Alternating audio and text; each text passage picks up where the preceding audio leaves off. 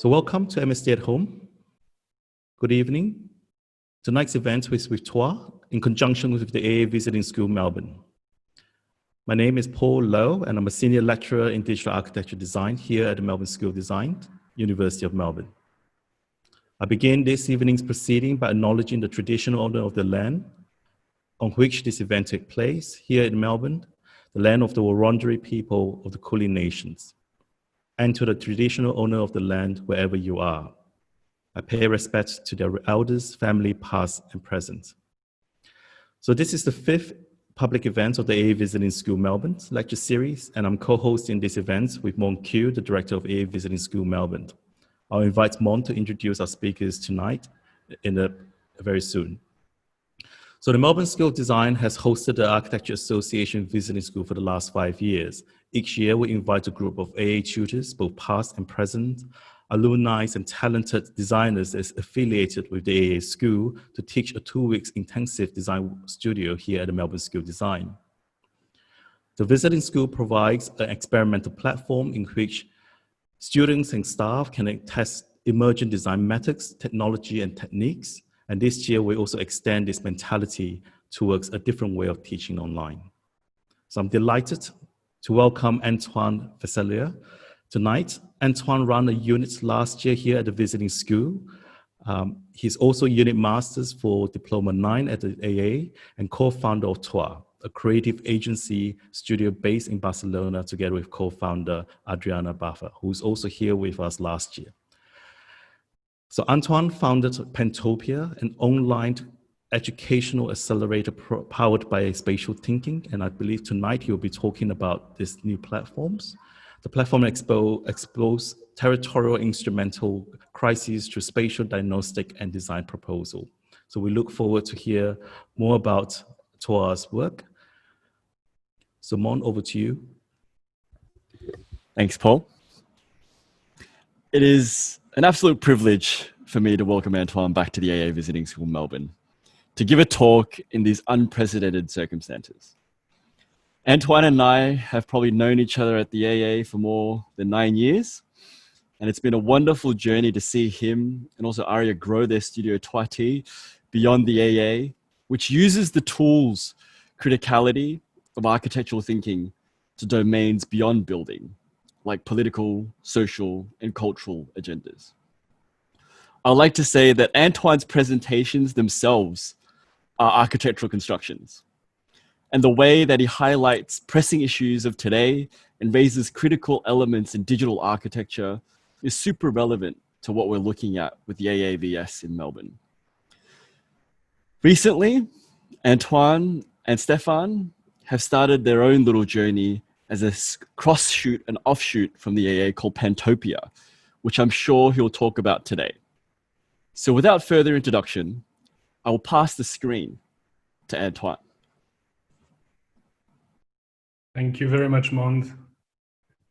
Okay, great. Thank you, Paul. Thank you, Mond. And thank you very much for having me remotely lecturing.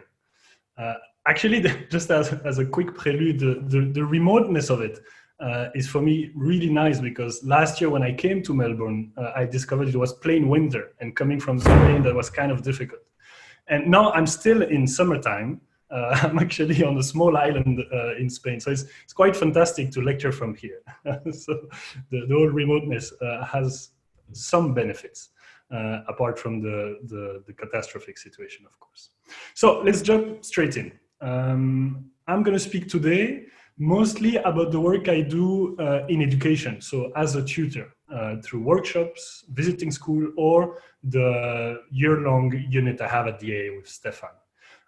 Mond briefly mentioned, I also run an office, but today's talk is mostly about the education.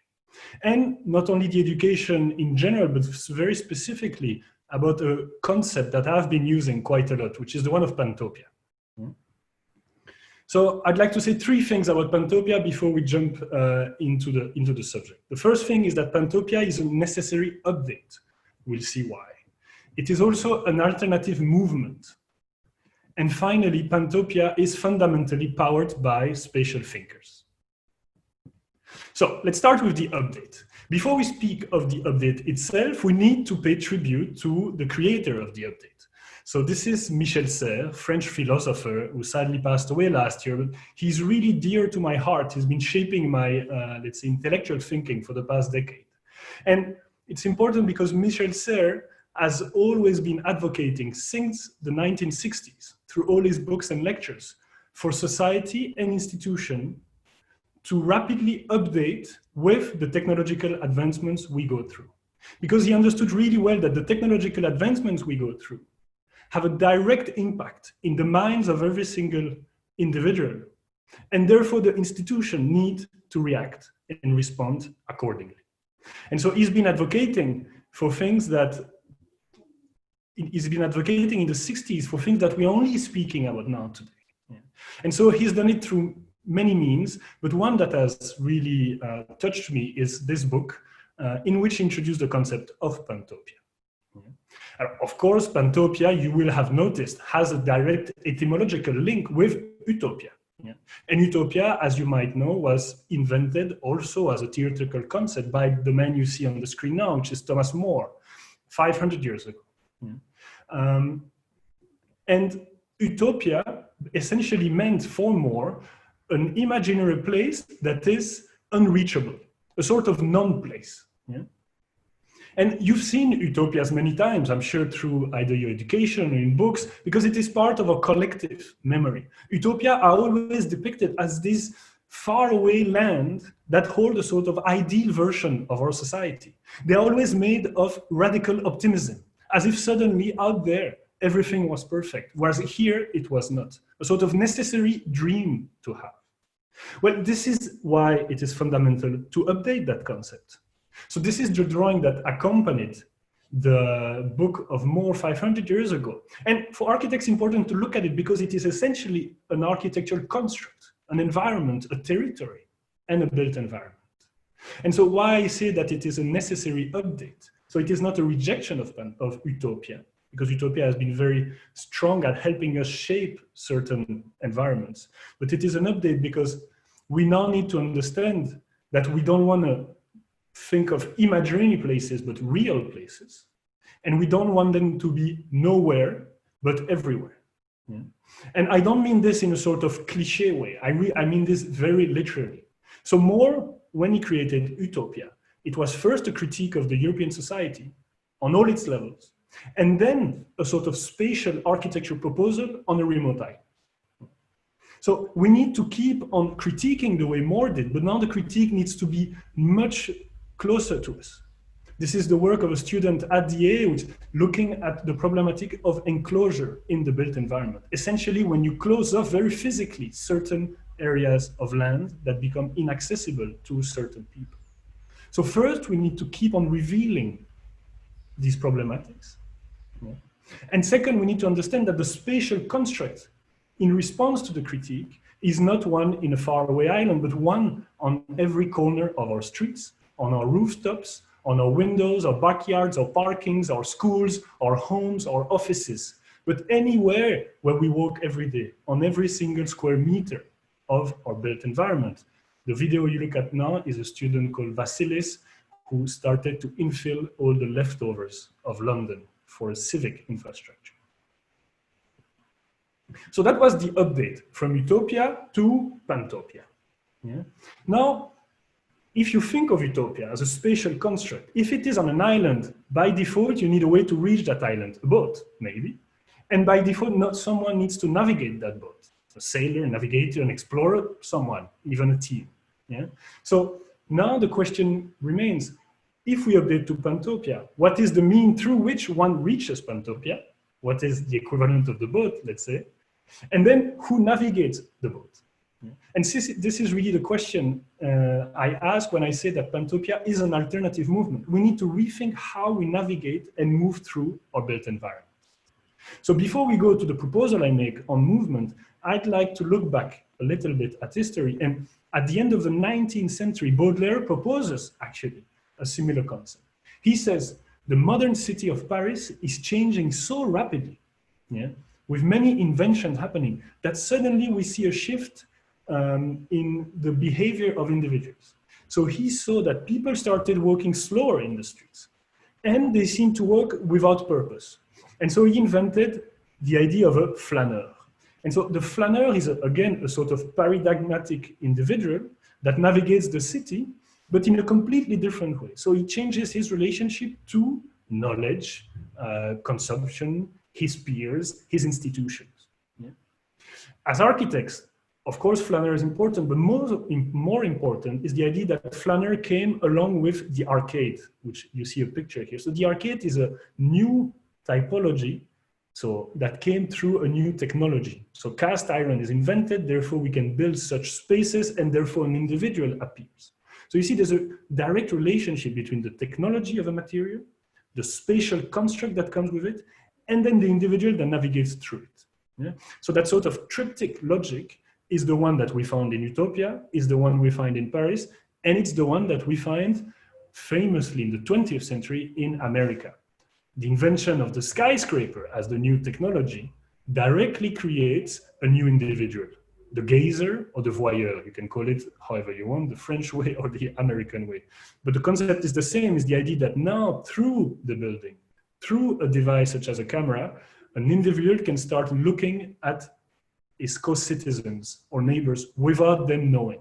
Yeah? And this is really an important shift because it is also the way we're going to start looking at information. Think of Instagram, Facebook, and all these things. It is nothing else than an accelerated version of these early concepts, yeah, from the end of the 20th century. And so here I ask the question, now vis-a-vis Pantopia. If undoubtedly the technology of the 21st century is the internet, and its vast proliferation here through the cables of the ocean. You know? If that is the new technology, how do we navigate through it? For now, we know it's some sort of version of a tablet, but of course that's going to evolve. But then the real question is, who is the collateral individual that comes with that internet? Yeah. And so that is a sort of proposal now I'm making. There is no much foundation apart than my intuition on that. But the idea is that we could call him a panneur. Yeah? So we had the flâneur, Paris, we have the gazer, New York, and we move to the panneur all over the world. Yeah? The internet, all the world, the panneur, all the world. So the panneur navigates the internet. Yeah? But what does that mean? Like, what does that entail? And I think it's fairly simple. It's the idea that suddenly, because the quantity of information is so vast, one can only pan over it constantly and relentlessly. Yeah? We have lost not only the capacity, but the time to engage in what some people call antiquated research. Yeah? The idea that one can spend a lot of time on one thing and keep on going deeper into that thing, I think should be challenged in favor of a sort of relentless movement over that field, that vast sea of information. Yeah? And so that panning movement, I would suggest, is the default setting of Pantopia. Yeah? So in Pantopia, it is about constantly moving at a steady pace and an equidistance from information. Regardless of what that information is, we cannot filter it anymore. Yeah? Again, a very important aspect of it. Mond mentioned that we met in London, and this is a project I presented alongside with him at the honors presentation, in which I explored the physical consequences of panning. Yeah? And I suggested this would be the equivalent of the island, let's say, because once we embrace panning as a way of looking at knowledge and history, it has dramatic and potentially violent consequences. Is that suddenly we become hypercritical of the ways our cities are built, the way our institutions are organized, and the way we shape and design our territories.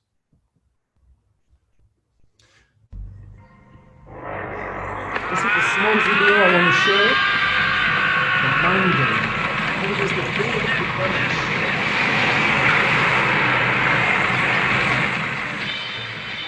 It's a perfect example of what panning is.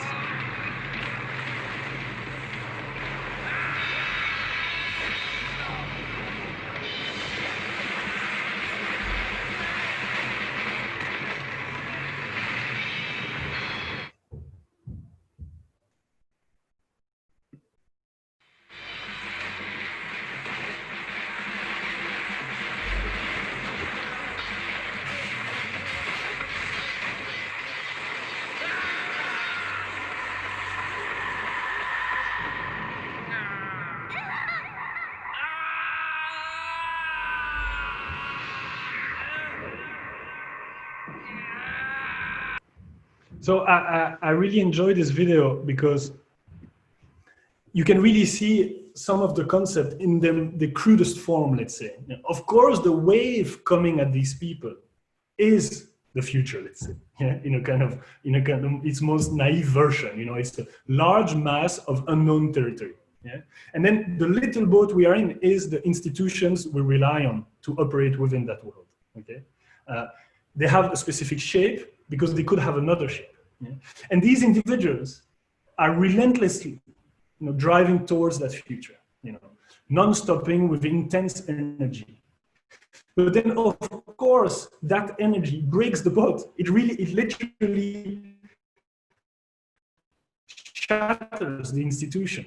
And then what we see at the end of the video is that they start walking on the broken parts of the institution in order to keep moving forward. A sort of blind optimism on that future, regardless of its danger and unknownness. The video is 13 minutes long. I really suggest you watch it. I'll be able to share the link after because it's a fantastic kind of tribute to youth first and optimism towards the world that is coming. So now let's speak a little bit about the third part of Pantopia, which is the idea that Pantopia could be actually not powered by lawyers or politicians, but by spatial thinkers. And spatial thinkers is a way to say architects, but not in an exclusive way. So many people think through space without being architects, but of course, all architects think through space. Yeah? And so Mond mentioned it, but let me give you the longer story. Stefan and I started teaching at DA 3 years ago. So we've just completed a third year as a Diploma Unit 9 there. And as you can see, this is the brief we submitted 3 years ago. It is called exactly like the lecture I'm giving today, Panning to Pantopia. So 3 years ago, we kind of threw these words out there. Yeah. Again, blind optimism. And then with the students, we started working through these concepts. Yeah. And these concepts were ideas that what happens to the built environment and the supporting institution once we fully embrace the power of all technologies that are being created every day. Yeah. So the student did a series of projects. This is a brief for the second year and then a brief for the third year that we just completed. But then Stefan and I quickly realized that the students were really producing, and I don't want to take credit for that, but they were really producing amazing work that we thought had to be shared beyond the A. Yeah. And so again, in a sort of pantopic belief, or logic, sorry, we said, how do we bring all that research they do, all these projects, which are year-long projects. I mean, you have to imagine a year-long project of a student studying a subject. The research that they create is really valuable stuff, and we thought it was really sad that it would remain in a portfolio within the A. So we said, we need to bring this online. We need to bring this in the internet. And so we decided to create an online platform, yeah, in order to expand, obviously, as I said, the sort of panning horizon of Pantopia. And so we created the platform that you can visit today. It's online, pantopia.xyz. And Paul mentioned it. It's essentially an online educational accelerator. So this is not, it's important to explain what we mean by educational accelerator. It is not a substitute to education, of course. Just the idea that one can briefly go on that website, find information on very, very specific subjects, and then there's a 10-minute video supporting that subject. And if you look at these 10 minutes, you will for sure at least learn one or two things, maybe more, but at least one or two things. Yeah. And for us, that's really enough. And very importantly, it is freely available. Yeah. So suddenly, the education we do in London changes in its form. Yeah. It happens within the A school, but for all the people that cannot reach the A school, either physically or financially or for any other reason, they do have access to bits and pieces of it, yeah, through a website. And so now a little bit about what the website believes in. The idea is that we do two things in Pantopia. The first thing that we need to do, like Moore did, is to reveal latent spatial crises. So by that we mean that if you are interested, anxious, afraid, or enthusiastic about a subject of society, yeah, whatever that subject is, there will always be a collateral spatial component to it. Yeah, because everything happens through space. It's inevitable. Yeah, whether that space is digital or physical, it doesn't matter. But there will always be some sort of spatial component to that crisis. And so we ask the students and the thinkers of the platform to construct spatially the crisis. Yeah? I'll show you in a second how that can be done. And then we ask them to offer a crisis response. So to respond through design, fundamentally, to the crisis they have revealed. And that response through design happens on two levels. Of course, architecturally, walls, windows, streets, territories, field, but also institutionally, on the sort of policy level, because we do have a role to play as architects, but also simply as citizens on the policies of our countries and continents. So the platform is online, you can watch. I think there is already 10 projects on there, but I'd like to share one with you today, which is the work of Masha. So Masha just graduated and was very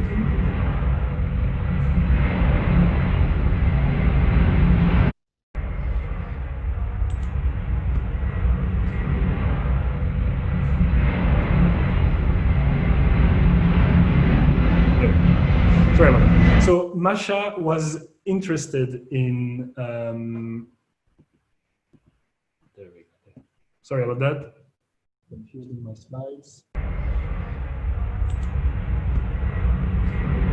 So the territory you see moving on the screen is the state of Louisiana in the States. And she discovered that the state has put forward a transition plan so that they would move away from fossil fuel to renewables. Yeah?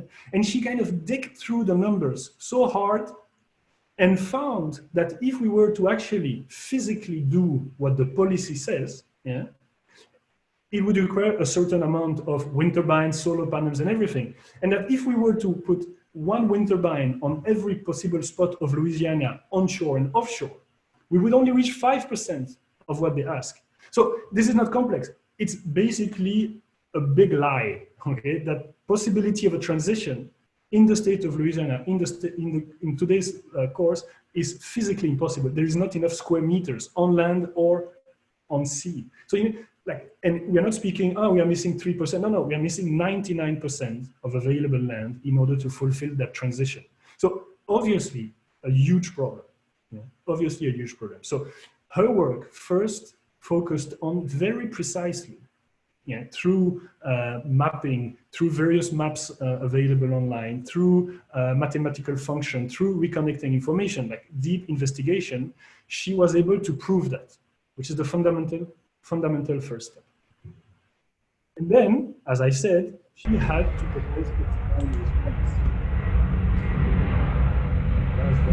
And so here you can see the design response, which was to say, one of the problems of the Gulf of Mexico, on which the Louisiana is sea level rise. Yeah. Sea level rise will, give me 1 second, because there's a plane passing above me, and I just wait for him to pass.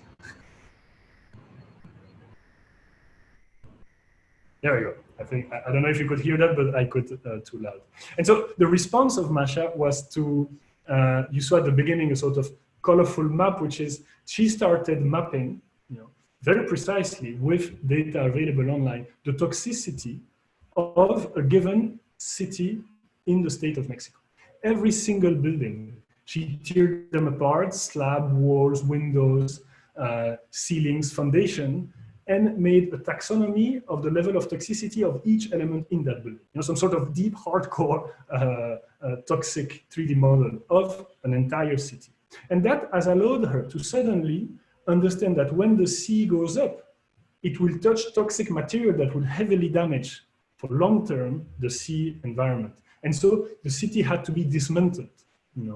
As the sea goes up, the city gets dismantled. And this is, again, not a far-fetched idea if you listen to sea level experts in the US that have been working on the subject for 40 years. This is what they're asking us to do. They're saying, stop building cities. We need to unbuild a lot of the cities, such as Miami, that are on the Gulf of Mexico. Yeah. We need to unbuild them because the moment the water touches them, and they are so polluted, so toxic, that it will destroy eventually a lot of the water and submarine ecosystem. So again here, Masha ended with the institutional adjustment that we advocate for, which is to declare the entire coast of the Gulf of Mexico in a state of war. In a state of war in the sense that under a state of war, the laws that operate the territory can change. So we don't want, of course, any sort of violent wars involving humans, but a state through which the coast of the Gulf of Mexico would be protected. But to be protected does not mean to remain untouched. It means to actively and proactively design devices and architectures in order to protect. So I could speak for hours of this project because they go far into the investigation and the proposal, but I think it's much stronger if you do that on your own, visiting the website, and the videos are all available and very easy to follow and understand. So I just want to conclude with a really simple, almost cheesy statement, which is that I wanted to share with you today the necessary transition, okay? So what I'm speaking about is a transition, not a rejection of things from before, but a transition from ideas of planning a certain utopia towards ideas of panning towards a pantopia. Yeah? So less planning, which we've done plenty of and has not proven to always work. More panning and less utopias and more pantopias. I'll stop here, but all this is an experiment. It is an ongoing research in education and in my office. So I'd love to have questions, discussions. None of this is fixed in stone or absolute in any way. Thank you very much for listening. Thank you, Antoine. And on that note, I invite the audience to also put your questions forward. So, Antoine, maybe I will start first. Can you explain a little bit more about this panning of informations? Because on one level, you're talking through the last project, the students' project, there's also a sense of digging deep into the issues, digging deep through the data, to the algorithms, mapping, for example. So is that an exercise of both deep and pan? Or is it just pan? No, you're completely right to say that. Is like there is, and I think it's part of any sort of paradigm shift. One cannot do it overnight. So you will always be, stuck with ideas. So although panning sort of ideally suggests do not go deep anymore, like kind of live up to the task of relentlessly panning. One cannot avoid the very basic desire and curiosity of going deeper into a subject. So there is an inherent incoherence and paradox within the idea of panning, and that is inevitable. But of course, it would be wrong to sort of oppose or look at them in black and white, like there is deep research and then there is panning. Of course, like anything in life, let's not be too absolute or too modernist about any of this. Like it's really something that comes together. So I would think, and that's what our students do in the studio, is that over the course of 1 year, they engage in 50% of, good old, fantastic deep research, but also we push them to kind of engage in a sort of panning attitude. And the panning attitude does one thing that the deep research doesn't do, is that it gets us to places where we wouldn't end up in. It gets us to weird places, and that's one of the beauty, of course, a text like that I shared with the student in Melbourne last year, famously Itos Teher, when she speaks of the poor image. There is a lot of panning in that. This idea that information keeps on relentlessly moving through the internet, and by moving, it changes, and it changes because people modify it. People tweak it, and that is something that does not happen much, or at a slower pace in deep research, And so, of course, the strength, I would think, of a spatial thinker is his capacity to constantly oscillate between the two, and that jump between one and the other, I think it will be an approximation of what a 21st century mind could look like. In how far panning is also a form of research methodology, just like deep research is. I think it seems to be what you seem to be describing is almost equally valid as a mode of investigation, so to speak. Absolutely, I think it is. I think it is unquestionable for one reason, not because I say it, but because we do it already. So out of planning, there's also an idea that more and more we see students working like that. So it's not me, dreaming of a way of researching, is that I've been witnessing students for the past 6 years that I've been teaching and the way they do research. And I've been also witnessing the sort of struggle they have with what they actually do as research, which is basically being online, constantly opening as many tabs as possible. The conflict they have between that and the sort of necessity to go in the library and pick up a book. And that sort of duality that they have in their mind kind of frustrated me, because I thought like they should be, comfortable with the sort of tab research as much as they are within a library. And I think it was a question, and that's why we want to, kind of clearly say it. Both are compatible, and mutually beneficial. Interesting. Mon? Yeah, so when you're presenting all this, and I think it's getting more relevant and more relevant as we sort of see this sort of panure sort of establish itself. It feels as though I think a Coolhouse references, the significance of architecture is rising, but the relevancy of our profession is dying in terms of the building aspect. And there's only so many museums, so many airports that we can really design that are promised to us when we were in, university, right?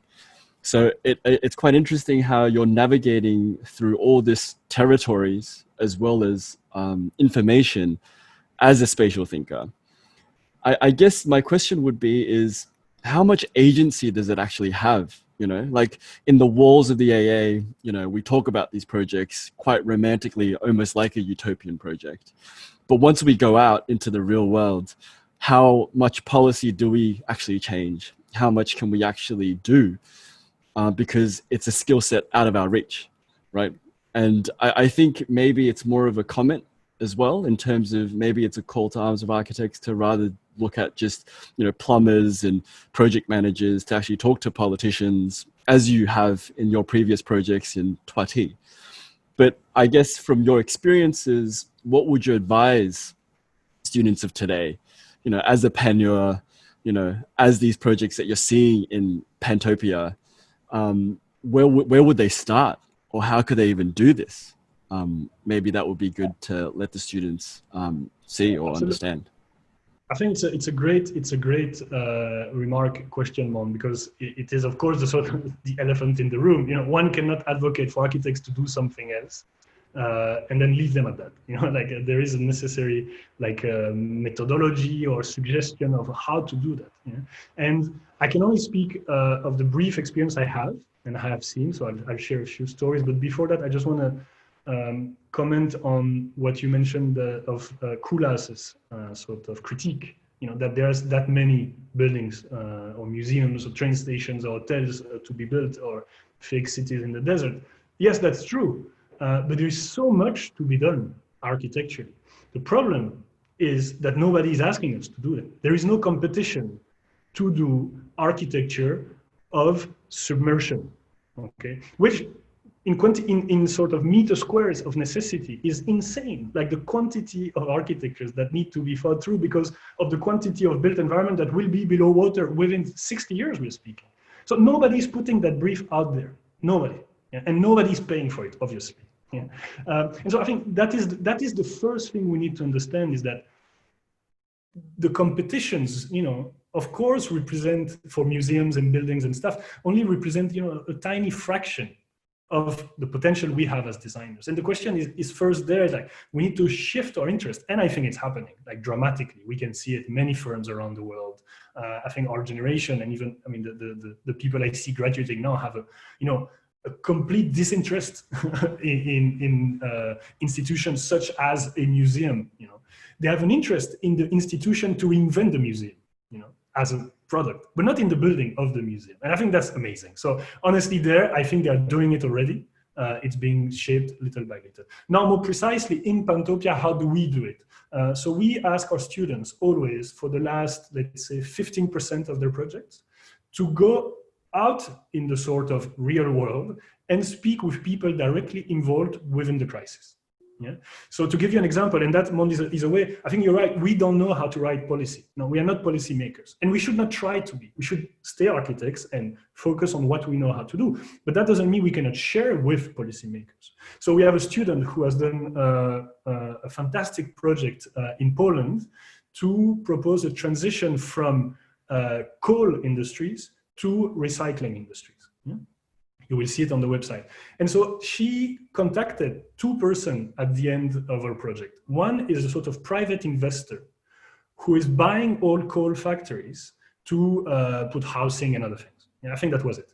And speaking with him, the guy was like, actually, maybe I can give you 20% of the site and you do your project there, no? Like out of the blue, like it was one email. And suddenly she was like telling us, wow, maybe I can recycle this entire, chimney on site, everything. So I think it takes the email to the correct person for the whole thing to unwrap and actually happen. Yeah, so that would be step one. Then she contacted a political advisor to the Polish government. And the guy was like, this is amazing. We need to tell that story. So she now translated her video in Polish, and it's being disseminated in Poland. And so there is actual interest, because deep down the proposals, before they are kind of radical architectural proposals, they are just quality information. Can you hear me? Yeah? You were just breaking up in a sec.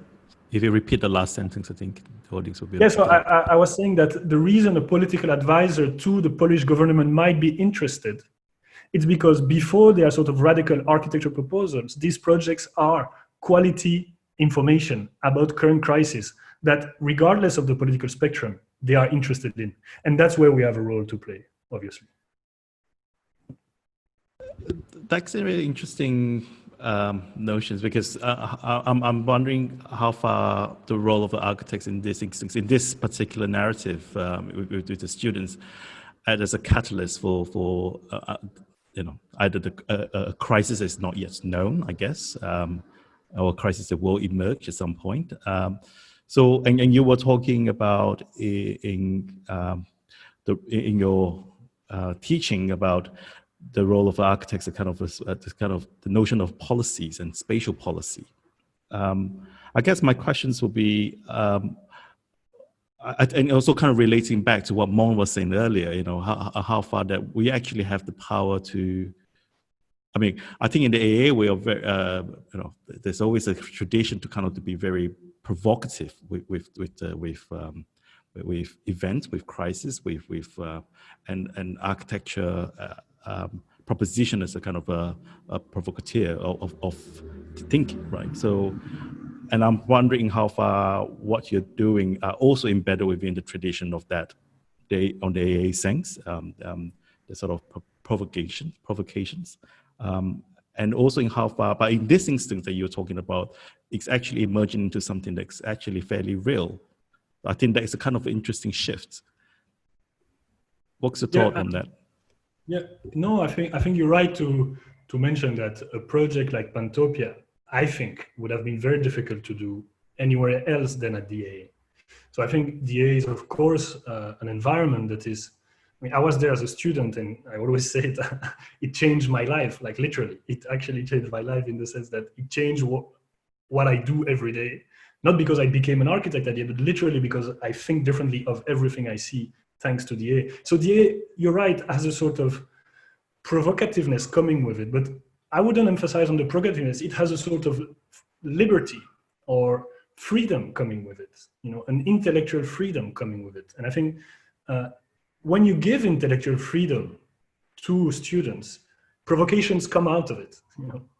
But I think the sort of the educational proposal is one of intellectual freedom, and I think that's really, really amazing. I think that's, and it exists in other schools, of course, but I think the A has really been a champion at it, and it has created known and lesser known architects, but all of which are kind of a result of that freedom. And so I think Pantopia is harvesting that, but the issues that students are concerned with have changed. And so the A gives us that liberty as tutors to adapt rapidly So when I say rapidly, it's, on a monthly basis, the curriculum to the concerns of the student. That's amazing. Like a school that can react so rapidly to the concerns of the students. I find it really fascinating, because it means that I am constantly a student within my studio, because the students shape the brief so much, and they shape the school. So yeah, you're constantly challenged by the students. It's a kind of a it's a dialogue, no? I mean, it's always a dialogue at the AA. I got a question here from Donald, which kind of lead on to this, and as a role as an educator. So he asks, do you see architectural educations and yourself as educators either as a top-down, bottom-up, side-to-side, inside-out, outside-in methodology? I guess it's a kind of a teaching methods. And where's the notion of architecture disciplines, or the discipline of architecture, or architecture as a discipline in your architecture teaching? So it seems, thank you, Donald, for the question. So on the first one, top down, bottom up, sideways, all of that. Again, to speak of Ito Sterel and one of her texts, which is, I forgot how it's called, but it's the idea that the notion of an horizon, a top and a bottom, is being challenged constantly, to the point that it doesn't exist. There is now, I think, in education, but in life in itself, a sort of constant, more complex movement, that yesterday there was a top and tomorrow that top is a bottom. Of course, I understand that there is, like in politics, a sort of, central state top versus a citizen bottom. But in education, I cannot speak of education at large. I can only speak of my studio at DA. I think, and it's what I tried to say before, like we reject, really strongly, not only top down, but even bottom up, in the sense that, of course, bottom up is better than top down, but the idea is that there is none of that. The idea is that, we speak to peers and equals at every single moment, whoever that peer or equal is. And I think the moment we do that, there is a dramatic increase in in the care we have and the humbleness we have towards every issue we look at. Yeah. And then on the second part of architectural discipline, I think architectural discipline is absolutely fundamental. I mean, the discipline of architecture, the capacity for a group of individual architects throughout history to have constructed, a series of knowledge, in and around the act of building, must be maintained, augmented, and shared, as much as possible. Again, I think it's important that there is no more distinction between projects of the discipline versus project of something else, of other sorts. I was taught by a heavily so-called architectural discipline studio at DA before I changed to a completely different one. And again, I think it's that capacity to jump between the two, that will create, the strong architects of tomorrow. One cannot be in the 21st century exclusive, not in the things we look at, and nor, so we have to be inclusive of that. So once we're inclusive, we are of course inclusive of the architectural discipline. Do you think that, I just want to extend this question a little bit. Do you think how far some of this crisis that you're looking at, how far that is still within the discipline of architects, but in a very different way, perhaps? Because I mean, there are issues that we are as architects, we're very good at kind of like unpacking this sort of complex propositions, and then be able to pose resolutions or frame some sort of as you call it, kind of a designed solutions to it, or propositions to it, right? In a way, everything that you were showing us earlier with the students would always have a kind of an architectural consequences, or at least an architectural resolutions to a certain level.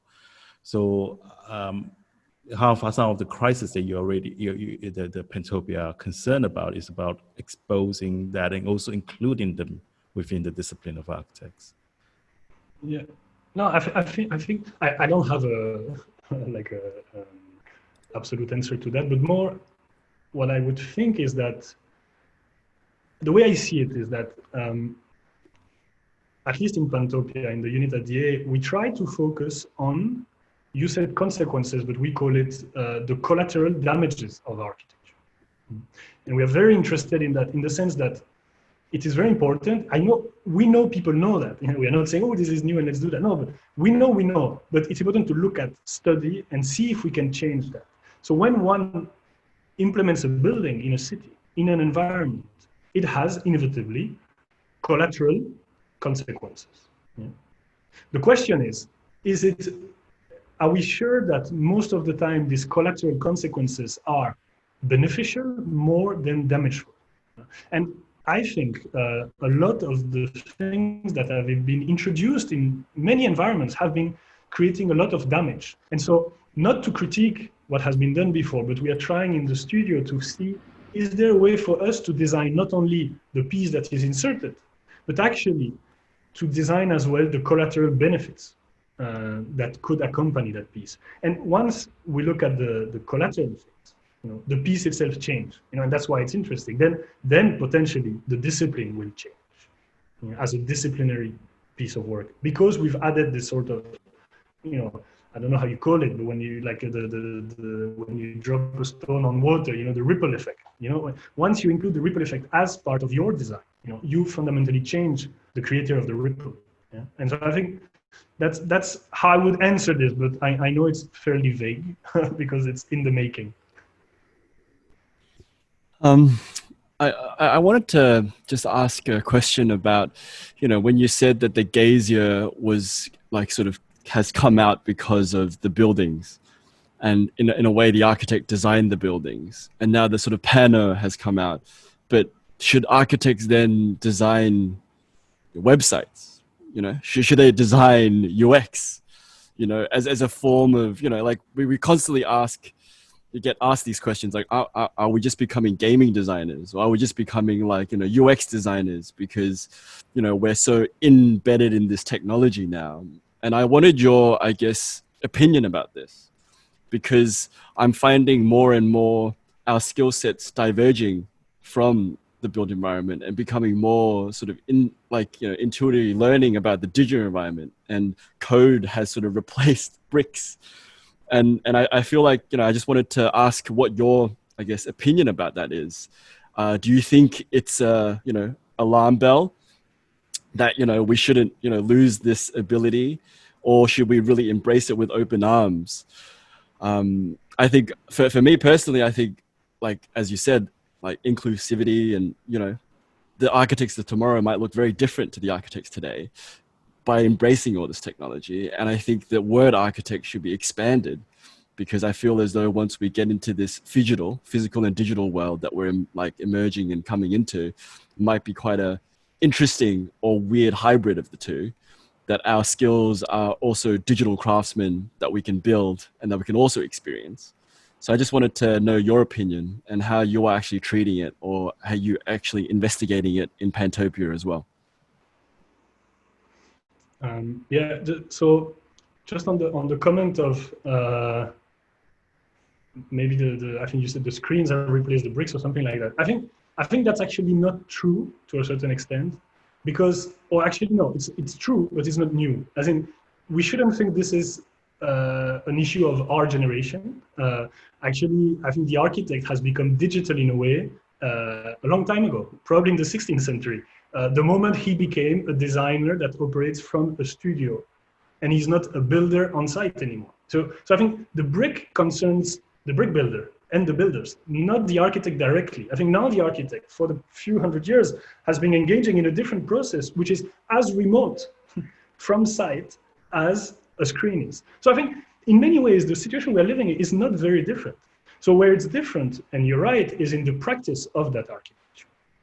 So let's say the outcome of that remote work. Yeah? So from my studio, today we don't, as architects, only design buildings, let's say. Yeah? We also design websites. We also design campaigns. I did political campaigns. We also design many things, clothes, food. We know of many stories. And I think we should never stop that, because it does not contradict the act of building buildings. They are absolutely compatible, absolutely. And I say that because I try to do that, and it works essentially. One can design a building, good old school building with bricks, insulation, windows, foundation, everything you need, and then design a website, which we also do in the office, and both embody the same, the website and the building embody the same, principles, concepts, even compositions. I love doing websites for one reason only, is because they are so much faster to build than buildings.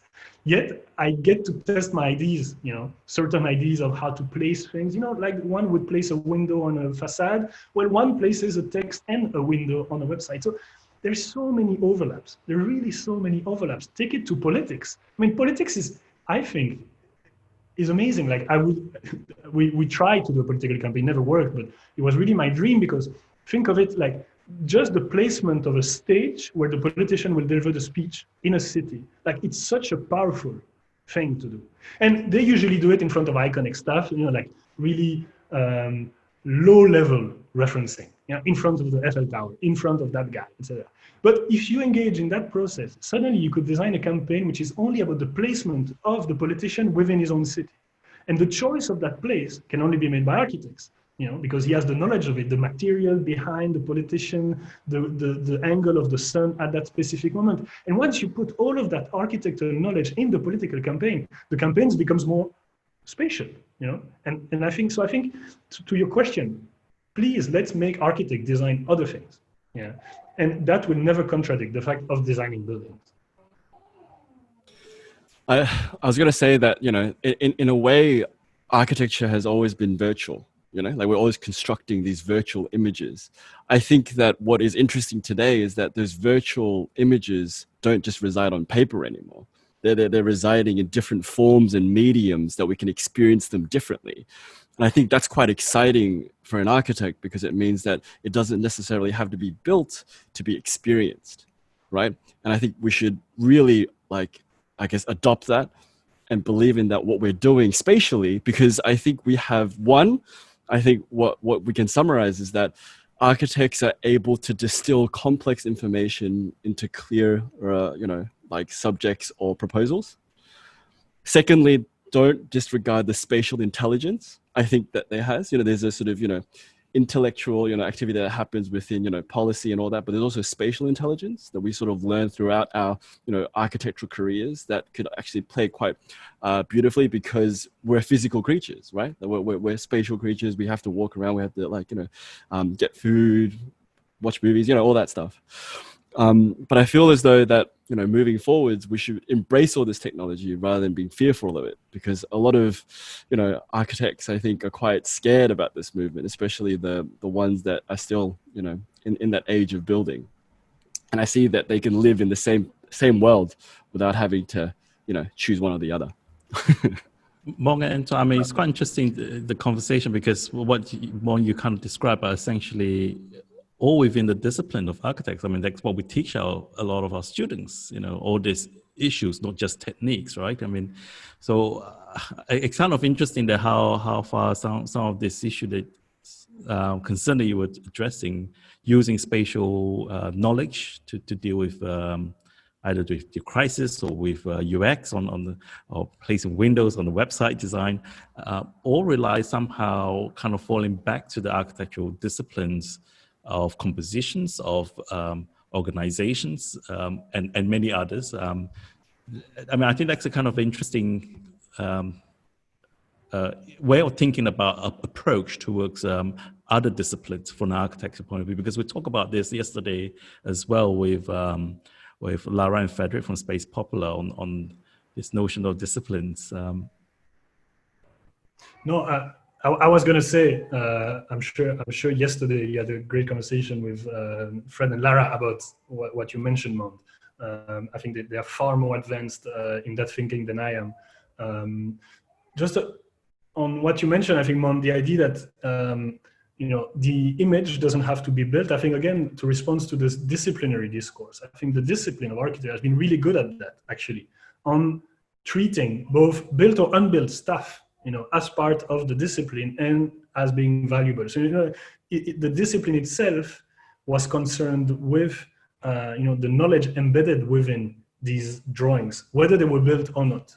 I think that's great. I think that's a very intelligent approach towards everything that has been produced.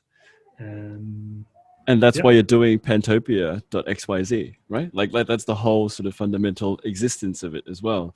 I'm curious why it's like a subset, like in terms of architecture pedagogy, it's like you're breaking away from the AA to create this. It's almost like, you know, you have to evolve quick enough for this changing world rather than the institution to like really catch up to what you're doing.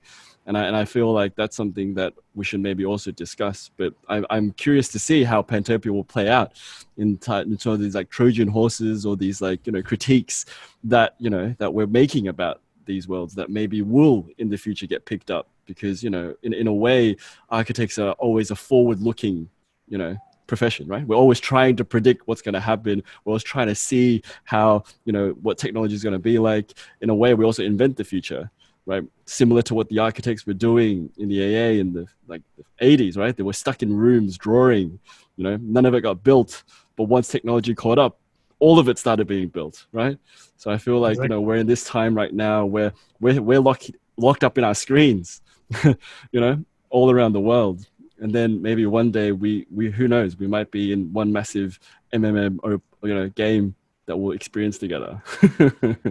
No, I think you're right to speak about Pantopia again briefly. It exists on two fronts, you know. Of course, the digital, as you mentioned, which is, you know, dissemination of information and architectures that will forever remain on a screen.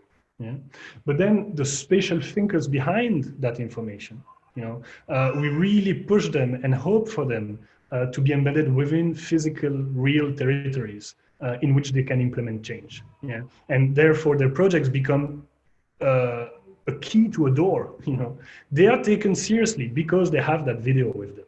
You know, like literally the same way we love watching videos online. You give a good video to a political advisor, he'll look at it and he'll get the thing way more than a PDF or a plan or anything. And then he might call you, and then you might suddenly be in a room where decisions are being taken.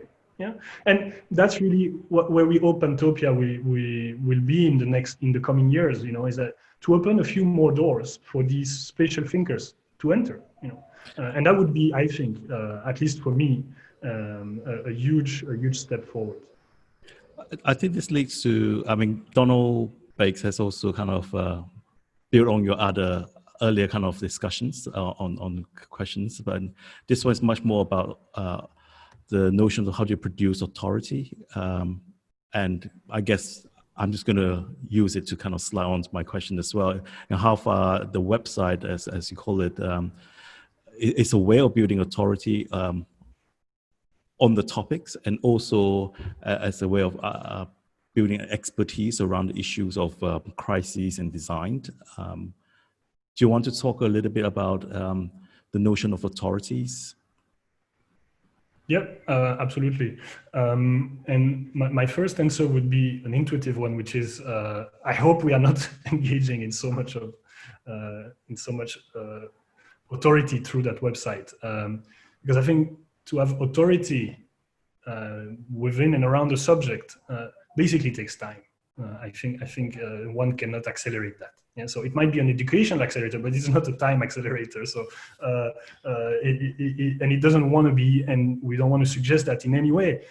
Which is why, like, we went to Miami to meet all these scientists who are studying sea level rise. Yeah? So a lot of them are based in Miami. Yeah? And so we met, I don't know, maybe a few, like 6 or 8 of them, and one is the authority, let's say, in the subject. Yeah? And the reason he is because he's been doing that for 40 years, you know, or 45 years. You know?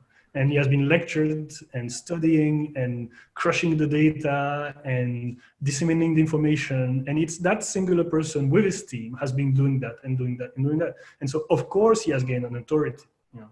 And another way one can kind of, you know, elevate, or I don't know if it's elevate, but reach a level of authority is, I think, when some of the predictions made early on have proven correct. And again, that scientist in particular, it's his case, like very early on in his career, he made predictions on sea level rise, which have not only always proven correct, despite everybody telling him he was crazy, but the reality has been far worse than what he predicted. Yeah, and so it's always three curves basically. You know, there is what the so-called authority is predicting is going to happen. Yeah. Then you have the sort of blind optimists that say nothing's going to happen, politicians always. And then the IPCC reports that are published and disseminated for the general public. Let's wait for the plane to pass. You know, and then you have that third curve, which is the IPCC report curve, is a sort of compromise middle ground between the two. Yeah. And so I think here on authority, I think an authority comes more probably from a person, such as that person who has that intellectual freedom to do his research in an institution, rather than from a committee of scientists from different states and backgrounds that produce a report every year. Yeah. Again, this is really intuitive answering. So it's a bit like a Dr. Fauci, Donald Trump, and the John Hopkins graph, is it? All right. On that note, I got another. I think it's a very interesting question. This is from Joanne Taylor, and she asks: "There's a luxury in intellectual space and the thinking of architecture that commercial architecture can't afford. Do we perhaps need to then redefine the role of an architect as a complex system thinker that can solve interdisciplinary problems?" Yeah. The direct answer is yes. Let's do that. The less direct answer is how. It's difficult. It's really difficult. So as an aspiration, it's absolutely. As a pragmatic thing to do every day when we wake up, it's more difficult because disciplines have become, you know, of course, we've gained in the past decades such a level of expertise in each and every one of these disciplines that we don't speak the same language. You know? And I don't mean English or French in our case, but I mean literally we don't speak the same language. You know, and once we don't speak the same language, it's difficult to communicate. You know, that is the basic of human interaction, is the capacity to communicate. And so I think interdisciplinary practices will have to be very creative in finding ways to communicate better. I've been in meetings with different disciplines, interdisciplinary meetings, and that was really the frustration constantly. Like the way I am not being understood when I speak because I use words that mean other things, and the way they are not being understood, and so this kind of mutual frustration ends up in, I think, often bad quality design. So what I'm trying to say is that interdisciplinary practices per se is not good. Like in the sense that we should not take it as good because it is interdisciplinary. You know, the same way nothing that is new is good in itself because it's new. No, we should question the new as much as we should question the interdisciplinary. Yeah. So again, I don't have the answer, so I don't know. I've been trying; it's very difficult, but we should keep on trying, and we'll get there. And we'll get to the day where it's so interdisciplinary that we don't have a title. That we don't have a title to call each of us in that meeting anymore. You know? But we're not there yet. Thanks so much, Antoine, for your time and your, I guess, input and your opinions about these topics, because, I think it's very relevant to stuff that the students are doing, I guess, the profession of architecture itself, and I guess the emergence of, the next generation of architects and the roles that we can play within society. From, the update that you talked about to the movement, rather than rejecting it, it's more like an evolutionary tract that we're trying to make, a complete, rather than a complete revolution, it's more of an evolution. And I feel as though that, we're just processing everything. So I think from this, we can definitely take away a lot of key points, and hopefully the students can definitely take on this, I guess, maybe call to arms to really think about the architecture profession differently. And when they graduate, think of different proposals. I guess they can check out the pantopia.xyz website for more information as well. And over to you, Paul. Thank you, Mond. Thanks for hosting it with me. And thank you, Antoine, for the very energetic lectures and also fascinating kind of Q&A session. I think this is a really great conversations. And So audience, we will wrap up. So tonight we have look at Furnier, we have look at Glacier, we have also look at Penier. So we know all about Pantopia, and we welcome you to continue to investigate the pantopia.xyz website. And tomorrow night is our last of the 6 lectures in our AA Visiting School lecture series. Tomorrow night we'll have Alvaro Fernandez, who's going to take us around Venezuela on the Google Earth map tour in conjunction with his recent release of a film. So join us tomorrow night at 6 p.m. Australian Eastern Standard Time with Alvaro Fernandez. And on Thursday night, for those of you who can join us, and obviously students, you need to do a little bit of work, but you can still come to the party. There is a MSDX launch of the virtual launch for the MXDX Winter 2020. So join us at 6 p.m. Australian Eastern Standard Time on Thursday, wherever you are. Good night.